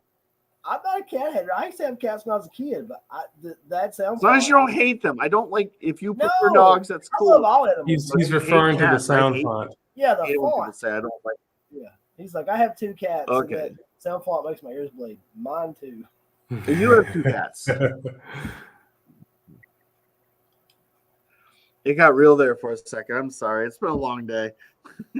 I know. Paradigm's going to send the hit squad. You don't like cats? Assassins! D-readings and castles don't bother me, but you talk about cats and it's over. Yeah. Send it the Sith Death Troopers. Yeah, the Death Troopers. Look, everybody loves cats. Paradigm. Everybody loves cats. Not everybody. No, I don't like. In this stream. People will say like that if they see a cat, they'll hurt a cat. Like anybody willing to like hurt anybody's pet, to me is scum of the earth, and they should. Yeah, I have no patience for that. But anyway, scum of the earth. Man. Okay. Spaceballs. The Spaceballs font is great. Spaceballs is legit. That's cool. I don't know about T2 and Predator. The Terminator 2 one's not bad. The Ocarina of Time. How many assholes we got on this ship anyhow? Oh, yeah. Lord help me, what? You need it on the bridge, sir. Not next time. Is that Blue Force? Is who that's from? Is that from Blue Force? Is that who makes that? No, it's Force Effects. Force Effects. Yeah. He reached out to me. He said he wanted to do a live stream with me. I like his sound fonts. I think Force Effects, he's one of the ones that's not like, he's not in the mainstream like Kyberphonic, K-Sith, click or whatever, but he makes really good sound fonts. I think he makes good points for stuff, and I still think he has the best General Krell sound font on the market, period, hands down. But I like his stuff. I have his Darth John did not know about the Spaceballs font. It's pretty tight. Oh my goodness, he didn't know. Yes. Force Effects. Look him up. Yeah, he sells that font, and it's amazing. They keep combing the desert. Did you find anything? We ain't found shit.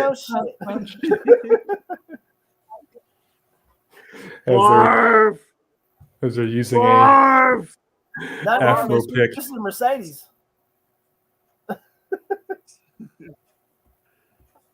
Yeah, and Daddy Issues is that's Force Effects. Yeah. He changed his name. He used to be just Force, I think, and then he had something else, and then he went to Force Effects. But yeah, he rebranded himself and took everything off of Saber font and did his own like site, which a lot of the font guys that have kind of reached that level have done, like Kyberphonic and K-Sith and all those guys. They left Saber font and did their own thing, and they're doing very well with it too. If you're good enough, you should have your own store. Saberfont is kind of like that record label that everyone starts with that like probably fucks you over and takes all your profits, and eventually you're like, when you're someone like I don't even know why Rob still sells his sound fonts on. I guess he just that's because he doesn't want to manage. He probably doesn't want to manage it on his own, But for Kyberphonic and K-Sith, they're constantly coming out with stuff. Like it's so much easier to go to like Kyber Daddy's website and just kind of like it's all arranged and it's just exactly what you want, and like the system for buying the sound font is a little weird, but it is what I it like is. BK's page. His is nice. It's really concise and it's easy, and I love when he sends me the updates. It's just easy to swap out the old for the new version, and I love getting those 15% off coupons that he sends me in the mail too. Those are always cool. I've actually bought so many of his sound fonts, and I've reviewed so many of his sound fonts that occasionally I just kind of don't necessarily have to pay. It's like my only thing.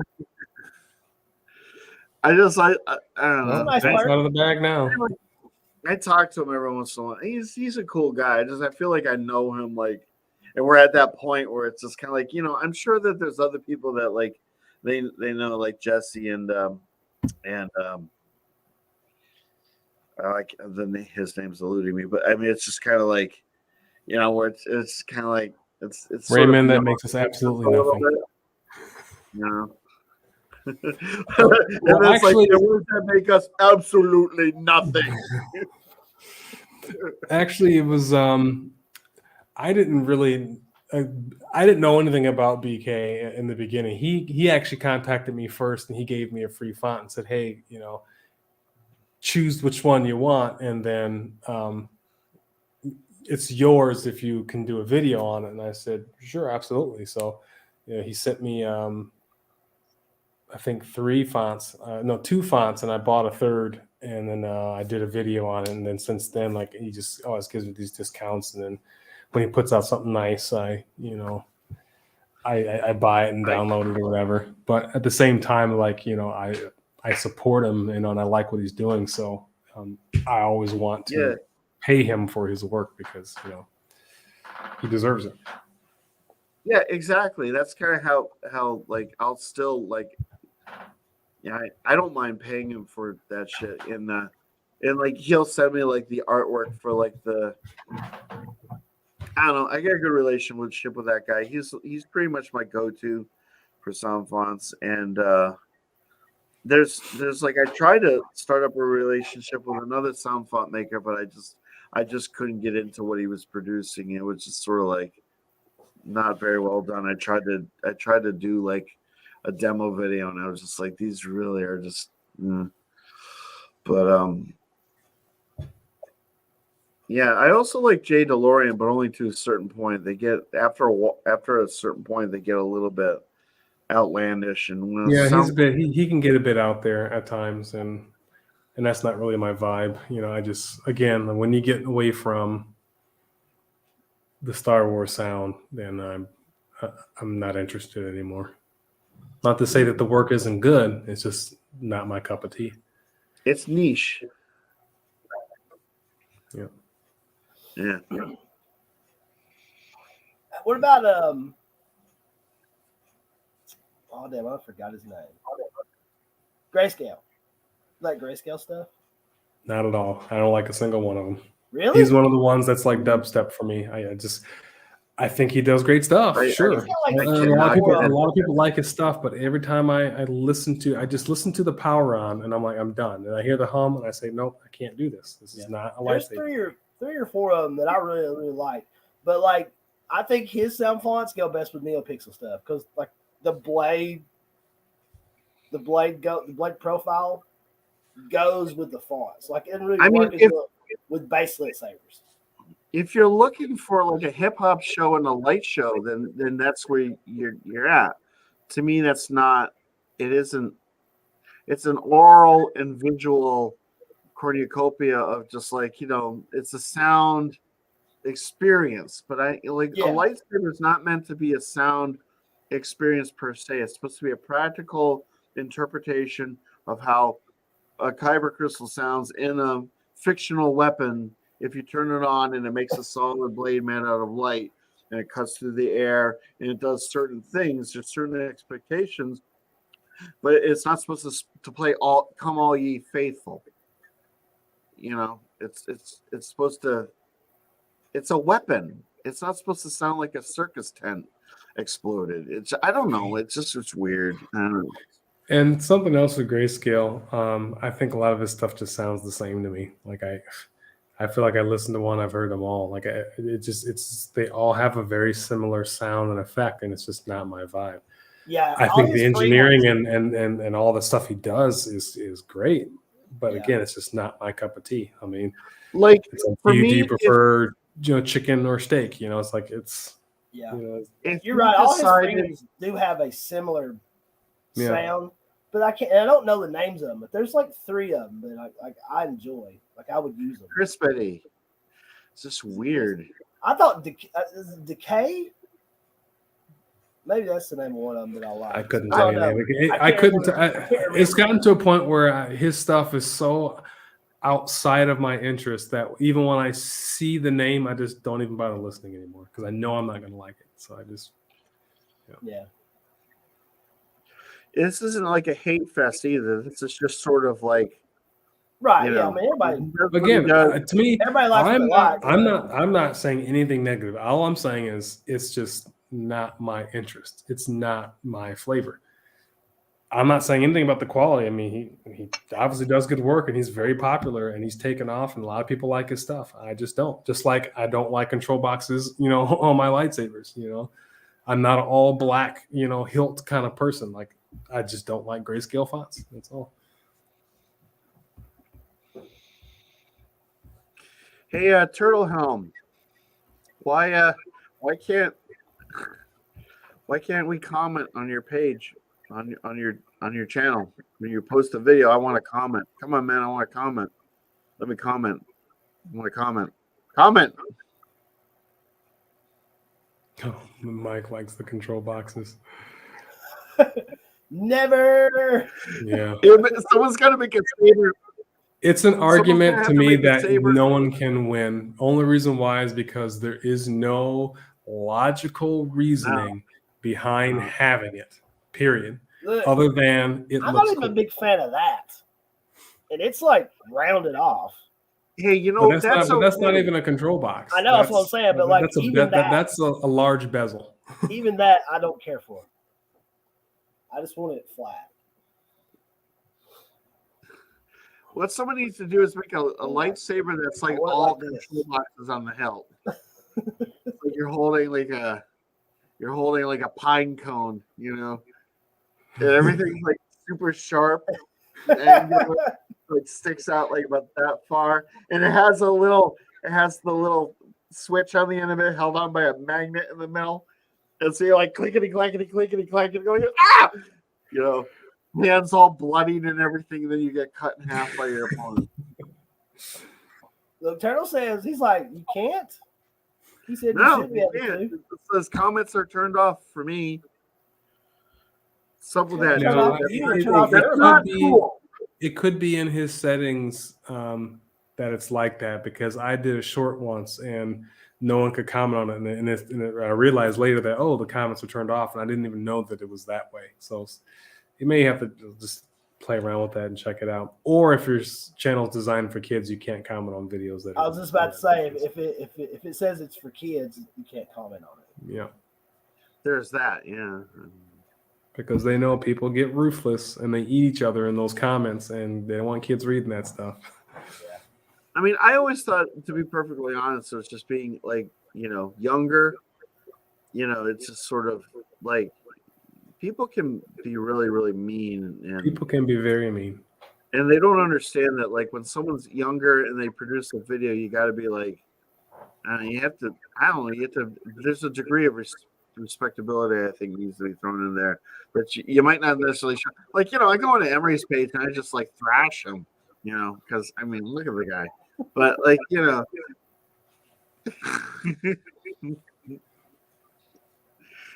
because you're evil. You said something mean about me. You know what I like what you did with the bow in your last video from Princess Bride. Yeah, that was great. Did you catch though that I said shelf queen, and then I started with bow to the queen of slime. Yeah, that's great. Anyway, so Shannon. So yeah. Have you the wing? Have you ever met someone that doesn't like the movie The Princess Bride? No, because if I I don't did, think they so. wouldn't be alive. I have. There are people out there that don't like. There are people out there that don't like The Princess Bride. We Those live in a people are world. Clearly, they don't know that you never get involved with a Sicilian, especially when death is on the line, or a land war in Asia.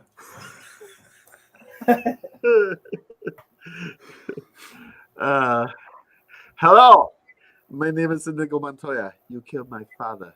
Prepare to die. Stop saying that. Okay, who here thinks that's one of the greatest movies of all time? That's one of those movies. If you're like scrolling through cable and it's on, you just stop and just watch it. No matter where it's That's at. the way I am started, with Forrest Gump. Like if I'm clicking and I get to Forrest Gump, I'm like, ah, crap. The same thing with Apollo 13. Like, now I'm watching this for an hour. Oh man. Yeah. Like, has everyone seen Apollo 13? Yeah. 100 times at least. Apollo 13 has one of the best lines in it. What's going on, Emery, down there? You haven't seen it? I've only seen it once, and that was many years ago, and I don't remember it. And you hated it anyway. So okay. No, I didn't hate it. I just don't remember. I know. I just messing with you. If I hated it, I would remember. It's the mother says that she's got the two astronauts there, and they're talking to her about her son, and then the mother chimes in. She's like, "Let me tell you about my son. If they could get a washing machine to fly, my Jimmy could land it or something like that." Dude. Yeah. And every time I watch that movie, I get to the end of it, and I'm like, they're not going to make it this time. They're totally not going to make it this time. And I expect to lose my shit. I get really emotional watching that movie. Yeah. Anyway, Star Wars. Hey, we haven't talked about Kenobi yet. Talk about what? Kenobi. Oh, General Kenobi. When is that release, by the way? May 20. A couple months, I think. May 20th, May 24th. Okay. Yeah, I'm surprised they didn't target May 4th.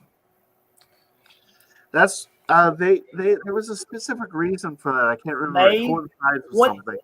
May, whatever the date is, I can't remember the damn date. Whatever that is, it's like to May the 25th. Day that one of the movies come out. What's this? No More Rhythms. It means it. What's that from? What? The thing that Raymond had on there. No More Rhythms. That means that anybody want a peanut. Is that? That's Princess Bride. That's Honor the Giant. Oh, okay. The little dude says, "No more rhymes. I'm in it." He goes, "Anybody want a peanut?" They're on the ship. Oh.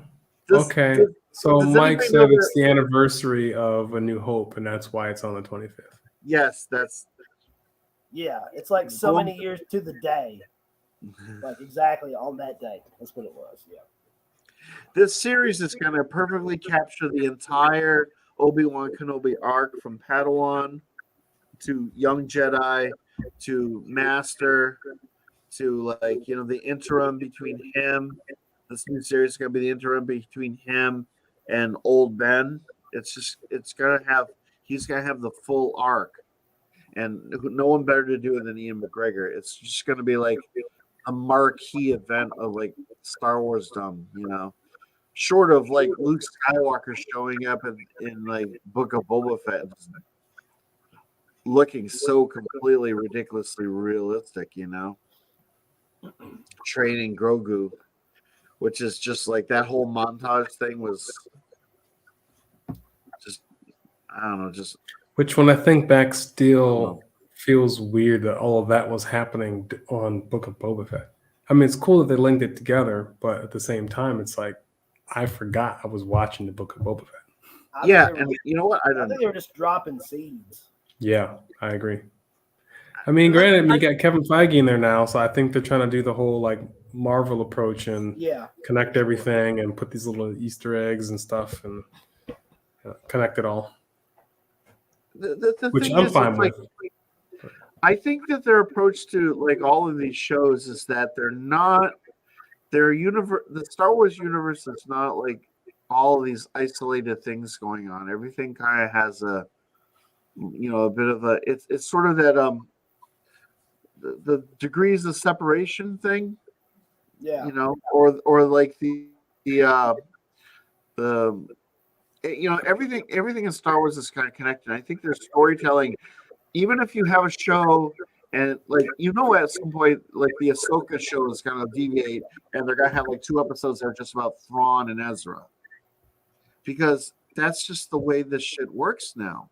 And I don't mind it when they deviate. I think people just need to get used to the fact that they're going to watch a Star Wars show. It is going to deviate from like one path into another because they're trying to branch out and grow things, and that's.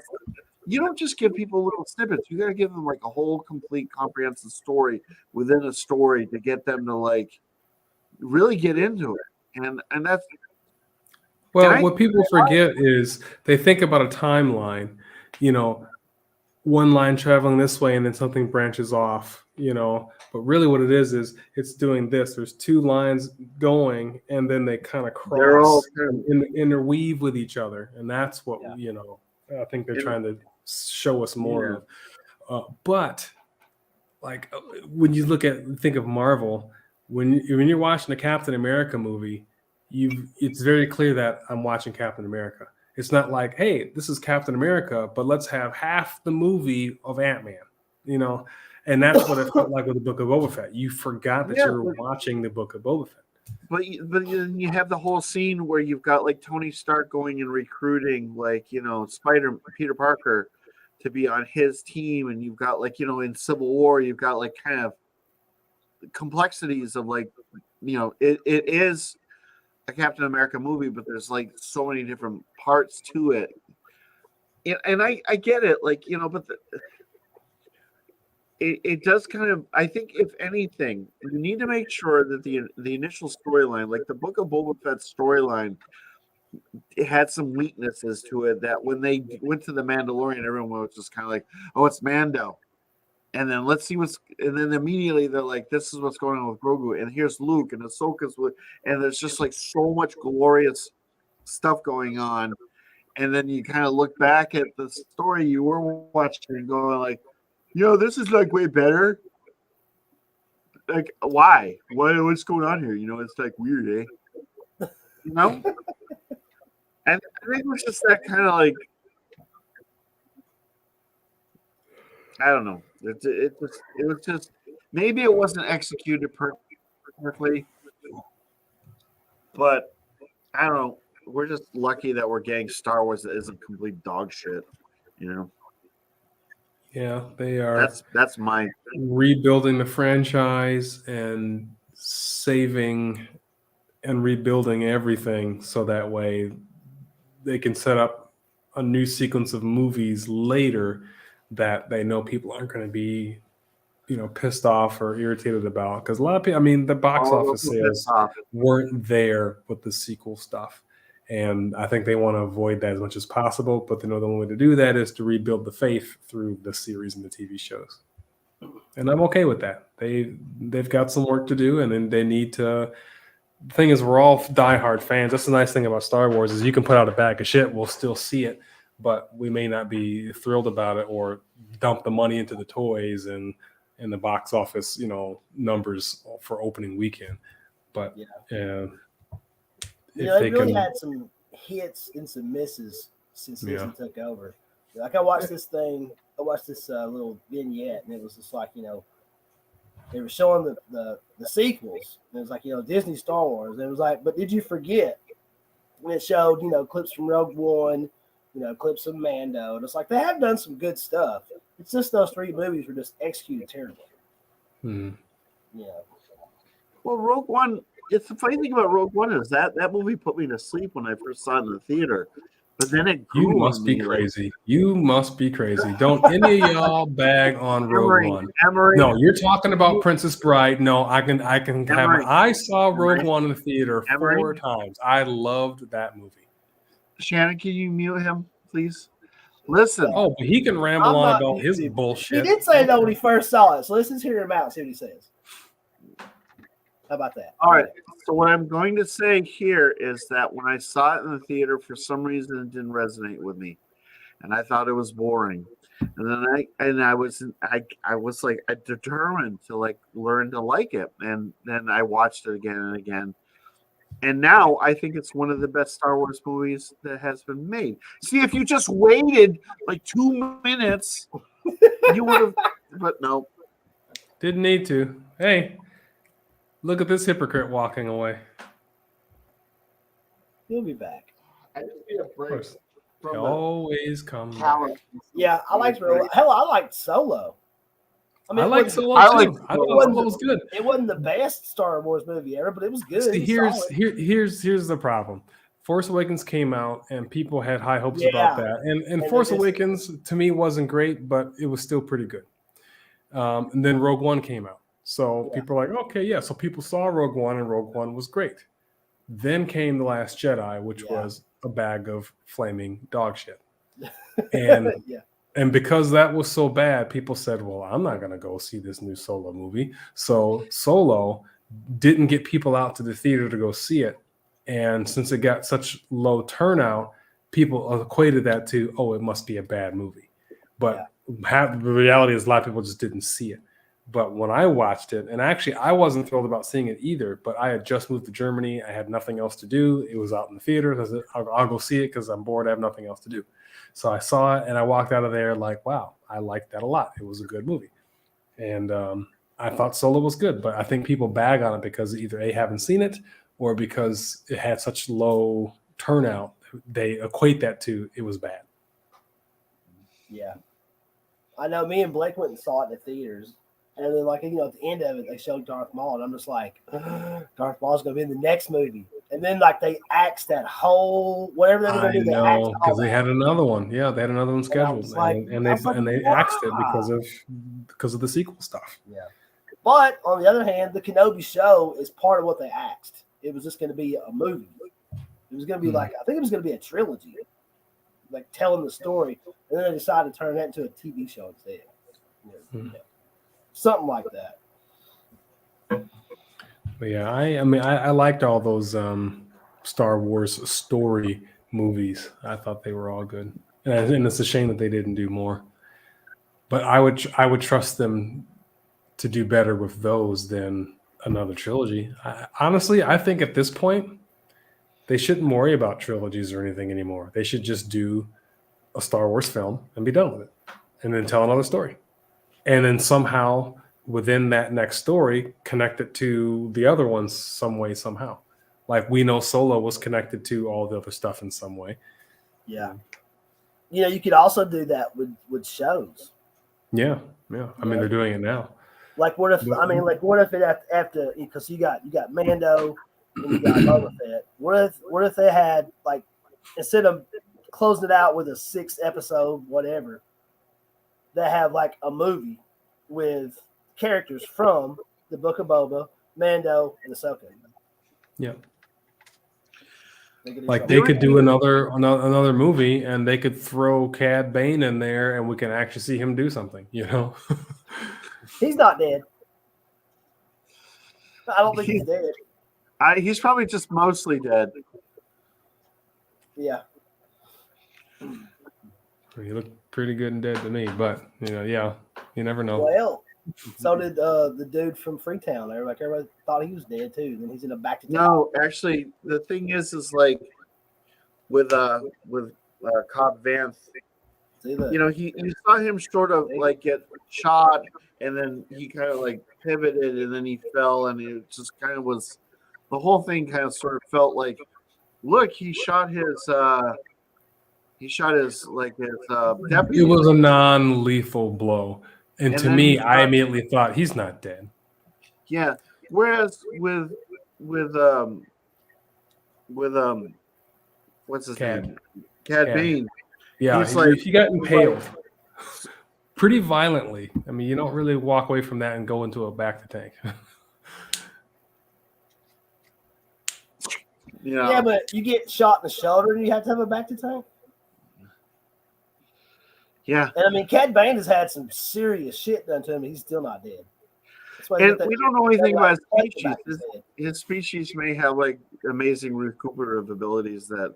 Yeah, but you know, he's a Duros because he's from Duros, and every other Duro that you see, they're just plain bulbous head and whatever. But Cad has these tubes and this thing on his back. What for? I don't know. I don't know his backstory on that. But he's the only Duro that I've seen with those tubes and stuff going into his body into some type of tank. I had heard that he had actually, it was some kind of like anti-Jedi force choke kind of gear. He's got something in his neck, so he can't be force choked. Because he used to be a Jedi killer, so he had like all of his gear was geared towards protecting him from Jedi force. Because Jedi were choking people. Yeah. I saw that on Star Wars. I don't know. Maybe it's a thing. I don't know. Like the choke thing wasn't like, you know, that's not what they did. So, but I mean, I don't know. I didn't write it. God. I know. I'm just saying, like, that doesn't make sense. But sure, you know, I'm not questioning. Cool, I'm not questioning the facts that you're giving me. I'm just saying that doesn't make sense. That's all. That's cool. Anyway, moving on. Yeah, see, look, Turtle's up on it. He knows. Oh, is Scott irritated because I pointed out something that doesn't make sense? Like, Jedi don't choke people, so why, if he's a Jedi killer, that's great, but why would they write him a storyline for something that Jedi aren't doing? Okay. That's not true. Luke Skywalker chokes the damn Jabba the Hutt's guards. But again, this is well after Cad Bane was. And he squished. Yeah, but you said Jedi don't choke people. You didn't say because they don't. Maybe it's just a Skywalker thing. He was afraid of Anakin. Yeah. Anakin's a force choker. Because technically, at the time that Anakin had choked someone, I mean, he was, you know, Sith. But that's not like an ability that Jedi are trained to do. So, and even though Luke did choke that, he force crushed that. That's different though. Force crushing is different from choking. Because Windu did the same thing. Windu would force crush stuff. Yeah. Well, crushing your windpipes a little bit like getting choked. Along with the rest of your body getting, you know, scrunched up. So I don't know. Turtle said hold on, here it is.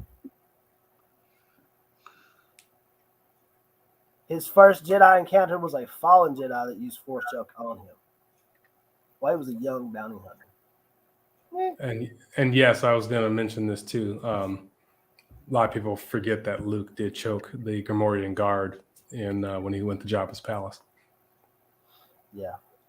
Like I said, it might just be a Skywalker thing. But technically at that point, he wasn't a Jedi yet.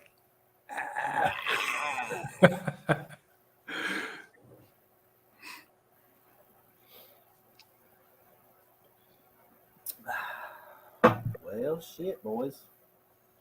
Well, I can see Scott's irritated, and it's late for me, so I'm done. I will catch you guys later. You. I promise. It's almost 3:30. Enjoy the rest of your stream, and thanks for joining, everybody. You're more irritated. He just, wow. Damn, your boy just dipped, didn't he? I wasn't irritated with him. I was just joking. I think he was getting a little tired and maybe a little bit cranky. Well, I know I'm tired. I'm exhausted. Bye, Mr. Paladin. Bye, brother. Are we still friends? Right to me. Like, you might need to DM him and say, "Hey, bro, we cool." I think I was used as an out. You think so? Yeah, I don't know what time it is. It's probably like 2 o'clock there, so I can imagine he's a little bit. We'll probably talk about it tomorrow. Honestly, this is pretty much how my whole day kind of has. My whole day, my whole week, my whole life, everything. It just sort of like goes these routes these days. So I'm not surprised. And yeah, so. But yeah, I'm pretty much done too. So you want to call it? Yeah, I'm good. Yeah, I think I'm just glad I gotta work tomorrow, so I can't be there. I don't know what I have to do tomorrow, but whatever it is, I'm sure it'll be annoying. He said annoying. Are you off? Yeah, but like You gotta do house stuff. I don't know. It's just like, helping people, doing chores. But like my job has just been such a burden on my existence lately that like it's hard. It's getting harder for me to separate my work life from it's hard for me to severance this shit out. And I'm carrying a lot more baggage with me from work. There's more stress and anxiety. It's why, like, I kind of felt like posting something today on YouTube regarding it, just because it's just like I like to produce videos, and I just lost my ability to do it. Like, I don't have the energy, I don't have the mental power, I don't have the mental capacity anymore. I get out of work, and I'm just like, I just feel like a zombie every day. It's just work is just so out of control, so damn busy, and I'm just wondering, what the future is going to hold for a lot of things. I just don't think I can keep doing what I'm doing and keeping the pace at my age. And anyway, it's just. It is what it is. I just think the whole world has gotten a whole lot more difficult to exist in. Yeah. I mean, I kind of felt that way about my job, and that's why I switched jobs. I was like, I'm not dealing with this shit, man. I'm gonna go somewhere else. And I love what I'm doing now. It's a lot easier. It's almost the same pay. There's no stress. You don't have somebody breathing down your damn neck. It's real chill. I like everybody I work with, so. And it was hard for me to, just to pull that trigger, because I thought about doing it for years, and I was just like, oh, let's just keep hitting the grindstone. And then one day I was just like, you know what? Fuck y'all, man, I quit. Somebody else can do this shit. And they was like, quit. And I'm like, bye. And I'm talking about it. I'm done. Yeah. You get to that point where you get drastic, and I kind of sort of feel like I'm burning out, and I don't know what I'm going to do. And anyway, so I'm going to try to produce a video tomorrow, and hopefully it won't suck too bad. I'm kind of lost. What you need to do some transition stuff. They're fun. That's not really. I'm not a cosplay transition. You don't have to be cosplay. Did you see my last one?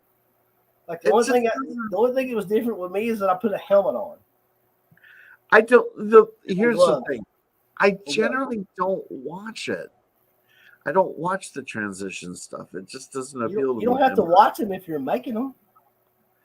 True. You can just do one. You don't have to do cosplay ones. You can just do one like, get you a hilt with no blade, right? Find you some kind of cool little premise, and then just transition from no blade to blade. Here, this is. Let me see. Is it this one? Hold on. Well, I know I've done two in the last few days, and the one I did on Instagram is way better than the one I put on YouTube because the camera angle wouldn't work. Okay, here. This is. I'm a voices. What is this? What's the crime have to do to get noticed in this town anymore? The gossip papers don't even notice me. Not since this Putin character came along, and he's far more crazy than I am. Yes, Batman. Batman isn't even doing anything about it. I haven't heard or seen him do a damn thing about Putin. Well, all we can do is laugh about it. This is more my speed. Dude, Y'all can have your you transition gotta paint video. yourself up like the Joker. Huh? You gotta paint yourself up like the Joker. I'm actually thinking about it. I did just the drive home. I did maybe 4 or 5 videos, and by the time I hit this one, my voice was going. But I'm thinking, you got a purple suit? No, I'm never gonna have a purple suit. But I'm not gonna cosplay. But I'm just about the voice, and I was thinking I need to get myself like a really nice Joker figure because I do like the Joker character, but I'm more about the animated, like the Mark Hamill Joker and the comic book Joker. I don't really care for the Jared Leto or the Heath Ledger, but I did like the movie The Joker. The Joker was great. You saw that one? Yeah. That movie was so dark and just like gritty and noir. Yeah. When he shot that dude like on the TV show, I was like, and then you realize closer to the end of the movie that like he was like talking to that chick and like she wasn't real.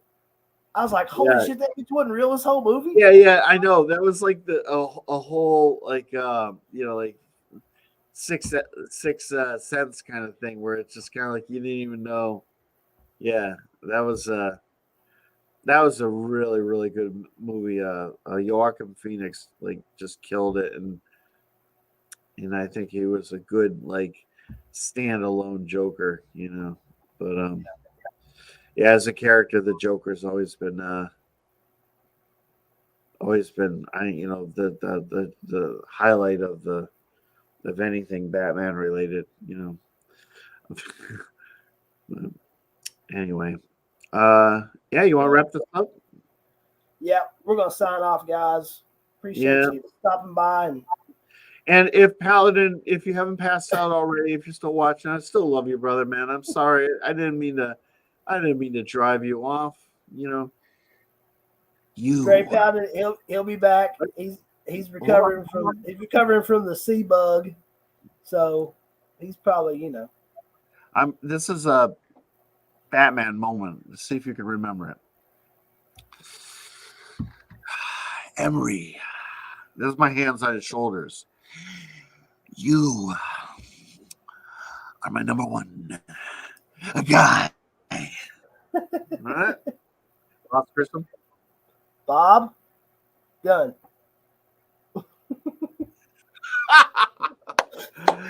All right. Yeah, I guess on that bombshell. Good night, everybody. Thank you for watching. Good night, guys. Shannon, my brother. See you next one. Like, subscribe, share. I'll catch you next time, okay? All 3 of us and everybody in the comments. Especially me. Especially Paradigm. No, especially me. Yeah. I'm the only motherfucker that got 1,000 subs. Okay, it's good. It's good. All it's right. good. Bye, everybody. Bye. Oh, come on. For real.